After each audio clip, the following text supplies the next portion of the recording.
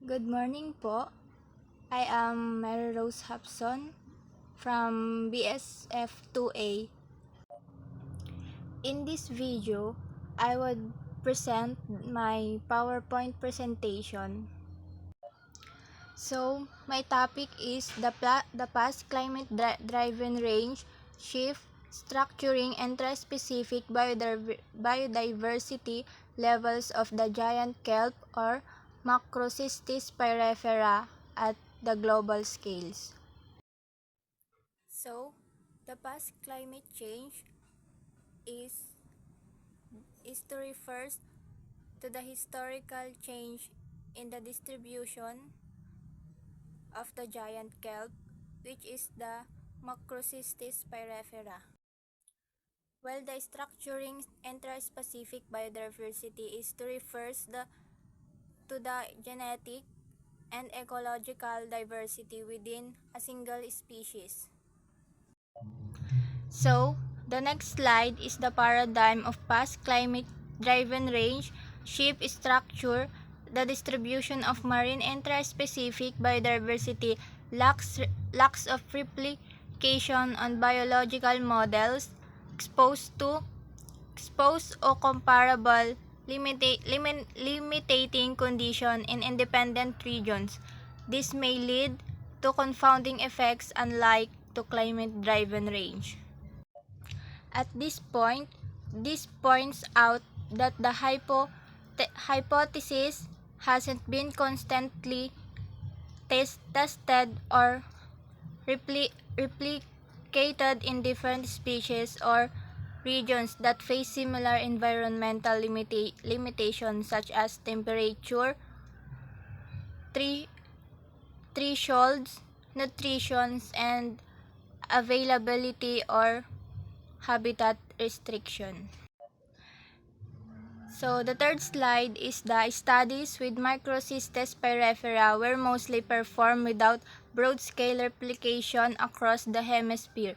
This aim to explore the patterns of the species genetic structure, disentangle the effect of the quaternary climate change or fluctuation in the distribution and productivity of the species. The role of seascape drivers mediating genetic isolation by habitat continuity, environment, and ocean transport, as well as the vulnerability of population to ongoing climatic stress. So the fourth slide is in this study, we sought to explore whether the distribution of intraspecific marine biodiversity can be explained by past climate-driven range shift across the hemispheres. Specifically, we examine how historical climate change may have influenced the genetic variability of Macrocystis pyrifera or the giant kelp is a species known for its broad distribution along the coast of the Pacific Ocean. So the next is the past climate-driven range shift have significantly impacted the genetic diversity of giant kelp or the Macrocystis pyrifera and structuring its intraspecific biodiversity globally with range contractions and expansion forming genetic diversity hotspot and homogeneous regions. So, the statement is the highlight how historical climatic changes through shift in the distribution of Macrocystis pyrifera have shaped its global genetic diversity range connection created a range of high genetic diversity while expansion to lead to more uniform population. Or this process illustrates how environmental factors influence the evolutionary history and genetic structure of species. Next is the rare opportunity to study a biological model with replication of post-glacial expansion and both northern and southern hemisphere allowed to us to demonstrate that the distribution of intraspecific marine biodiversity can be structured by comparable evolutionary forces across the global ocean.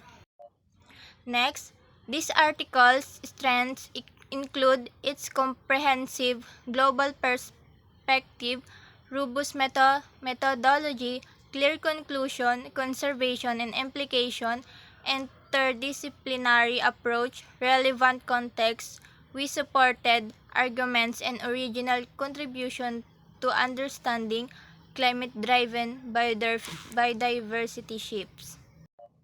And the next, these are the documentation of the giant kelp or the Macrocystis pyrifera. So next, the study on past climate-driven range shift is a giant kelp is relevant to current research in climate change, conservation, biology, ecology processes, sustainability, and resource management, informing predictions, conservation efforts, and management strategies. So next, future research direction include exploring synergies between climate change, ocean health, and human well-being, integrating paleoclimatic, genetic, and ecological data, investigating other marine species responses to climate-driven range shift, and examining regional specific climate impacts. So dito is the future research should focus on understanding the combined effects of climate change, ocean health, and the human well-being is using data from past climates, genetic, and ecology. It should also study how other marine species responds to climate-driven range shift and analyze climate impacts specific to different regions. So, next is the innovative research and emerging technologies, including genetic analysis, remote sensing, underwater drones, AI, climate modeling, and interdisciplinary approach will enhance understanding of climate-driven range shift in marine ecosystem, informing conservation and management strategies. And next, climate-driven range shift in marine ecosystem share similarities with other ecological topics such as terrestrial species migration, coral bleaching, ocean acidification, and fisheries management, but differ in complexity, spatial scales, and conservation implications.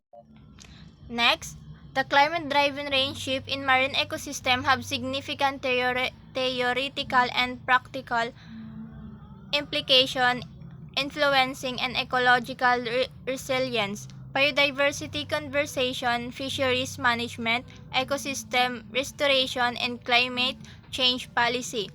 Ultimate informing strategies for sustainable marine resource and management. So, dito, climate-driven range shift in marine ecosystem affect biodiversity, ecosystem function, and resource management.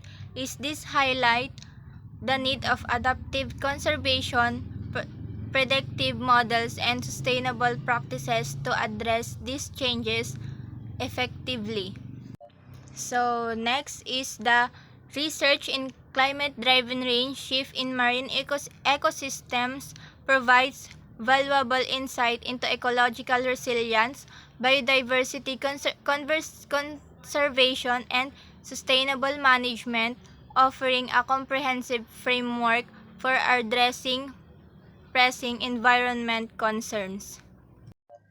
So, dito is the climate-driven range shift in marine ecosystem affect biodiversity, ecosystem services, and resource management, requiring adaptive conservation, predictive models, and sustainable practices to mitigate their impact. So, this is it. This is my end of my PowerPoint presentation.